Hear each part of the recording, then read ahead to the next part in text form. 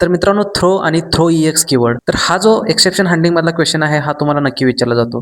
म्हणजे थ्रो आणि throw EX यामधला डिफरन्स काय आहे? तर मित्रांनो स्वागत आहे तुमचं कोडिंग इंटरव्ह्यू क्वेश्चनच्या डे 10 मध्ये. तर थ्रो आणि थ्रो EX हे दोन्ही पण आपण एक्सेप्शन हँडलिंग मध्ये एखादे एक्सेप्शन जे आहे ते थ्रो करण्यासाठी यूज करतोय. पण नेमकं थ्रो आणि थ्रो EX मध्ये काय डिफरन्स आहे? तर थ्रो मध्ये जेव्हा तुम्ही थ्रो यूज करता, जेव्हा कोणत्या पण पॉइंटला एखादी एक्सेप्शन तुम्ही थ्रो केला असेल तर डायरेक्टली त्या एक्सेप्शनची पूर्ण डिटेल आणि पूर्ण स्टॅक ट्रेस जो असतो तो तुम्हाला पाहता येतोय. म्हणजे तुम्ही पूर्ण ट्रेस करू शकता की एरर कोणत्या लाईन मध्ये आले आणि कोणत्या पॉइंटला तुमचा जो कोड आहे तो ब्रेक झालाय.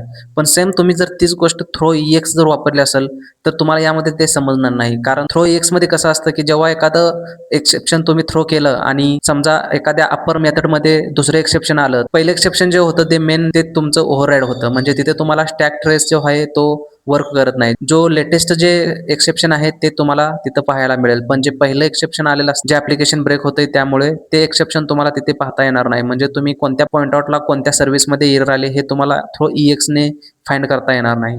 आणि हे दोन्हीमधले डिफरन्स आहेत. म्हणजे थ्रो कीवर्डने तुम्ही स्टॅक ट्रेस चेक करू शकता आणि एरर फाइंड करू शकता आणि थ्रो EX ने स्टॅक ट्रेस जो आहे तो ओव्हरराईड होतोय. त्यामुळे आपल्याला एरर जे आहे ते ॲक्चुअल फाइंड करता येत नाही.